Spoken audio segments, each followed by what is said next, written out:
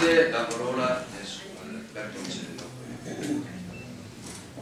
Buonasera a tutti, anch'io sento devo fare un doveroso ringraziamento agli organizzatori di questa iniziativa, anche perché diventa abbastanza difficile altrimenti trovare spazi di confronto politico e uscire dalle polemiche quotidiane che stancano la gente e allontanano la gente dalla politica. Quindi un grazie di cuore a chi ha organizzato questo incontro, perché spero che questa sia una delle occasioni, non l'ultima, per avere la possibilità a tutti noi di capire quali sono le diversità che ci sono tra un candidato e l'altro, tra un programma e l'altro. Così come ringrazio tutti voi, numerosi questa sera presenti a questa iniziativa, che sta a dimostrare che c'è un interesse al di là di molti candidati, ma c'è veramente un interesse, e immagino anche che l'interesse sia legato al fatto che noi usciamo da un periodo commissariale, poi riprenderò questo concetto se avrò l'opportunità, nel senso che siamo in grado ormai, al di là delle parole di uno di noi, di fare un bilancio di cosa è successo a Portogruaro da settembre ad oggi. E parto anche da un'altra considerazione, che noi abbiamo fatto un programma a suo tempo molto dettagliato, credo sia noto alla stragrande maggioranza dei cittadini perché l'abbiamo divulgato in maniera molto approfondita, e abbiamo cercato in questa competizione elettorale di attualizzarlo. Un programma molto analitico. Io solo per, al di là del programma generale, abbiamo costruito, perché vogliamo avere un rapporto, un diretto confronto con i cittadini, un programma per singola frazione, perché noi vogliamo alla fine del nostro mandato e durante il nostro mandato, se verremo eletti, confrontarsi e rendere conto ai nostri cittadini di quello che abbiamo promesso, di quello che abbiamo fatto, come abbiamo peraltro dimostrato nel passato. Partiamo dalla bontà del nostro programma, quello di 8 mesi fa, 9 mesi fa. Perché dico questo? Perché non dobbiamo mai dimenticarci, non è una presa di orgoglio solo. Il sindaco uscente è un sindaco che è uscito col 52,5% ed è stato votato dal 52,5% dalla popolazione. E come tale ne ricaviamo che il programma che aveva presentato è un programma che va attualizzato, ma che deve in qualche maniera essere considerato un punto di partenza importante e significativo.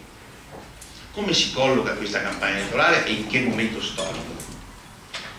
Noi abbiamo ormai un prodotto interno lordo che è il più negativo registrato dal 71. Registriamo agenzie interinali che si chiudono. Abbiamo circa, dalle notizie che abbiamo nel Veneto orientale, circa 1000 persone che hanno lasciato il posto del lavoro, e abbiamo una situazione commissariale che vuol dire non avere la possibilità di rappresentare, oltre alle persone nel suo senso lato del termine, quelle che hanno più bisogno, perché un funzionario dello Stato non rappresenta i cittadini, sostituisce i cittadini nella misura in cui i cittadini non hanno la capacità di eleggere un sindaco. Quindi da qui noi dobbiamo partire, e da qui siamo partiti nella definizione del nostro programma. Il nostro programma è difficile rappresentarlo compiutamente in tutte le sue componenti. Dobbiamo necessariamente fare sintesi. Allora la sintesi che cercherò di fare, che cerco di fare, è quello di partire, lo so che anche altri candidati lo fanno, ma noi possiamo mettere in campo anche quello che recentemente abbiamo fatto per dare sostanza a quello che diciamo. Partiamo dalle famiglie, e quando parliamo delle famiglie vuol dire che noi vediamo la famiglia il nucleo più importante della nostra società, della nostra città, e sulla base di questo abbiamo declinato il nostro programma in tutte le sue sfaccettature all'interno della famiglia, dai minori, ai giovani, agli anziani, ai problemi del lavoro. E l'abbiamo articolato in maniera puntuale e precisa perché vogliamo rendere conto, mentre siccome abbiamo messo la faccia, vogliamo avere il coraggio di, se sbagliamo, di assumerci la responsabilità. Quindi la famiglia è come nucleo fondamentale. Guardate, la passata amministrazione ha fatto due cose forti: ha separato dalla cultura allo sport i servizi sociali, che sono considerati tra i migliori del Veneto orientale, forse anche di più. Li ha proprio separati perché c'era la necessità di avere una grande attenzione alla famiglia e ai bisogni. E ha fatto un'altra cosa importante: ha fatto un centro anziani, perché ha ritenuto che le persone anziane dovevano avere un luogo dignitoso per poter fare quelle attività che sono proprie di una persona che è arrivata alla fine del suo percorso lavorativo, ma che ha la lucidità e ha la necessità di confrontarsi, discutere ed essere collegato, connesso al resto della società. Questo è quello che supporta il nostro ragionamento. Sostanzialmente noi abbiamo lavorato e stiamo continuando a lavorare per creare un capitale delle relazioni che poi si traduce in capitale sociale. Ci è stato riconosciuto da tutti che abbiamo un sistema di rapportarsi al cittadino, di informare il cittadino, di strumenti per informare il cittadino, di coinvolgerlo, che nessun altro comune ha.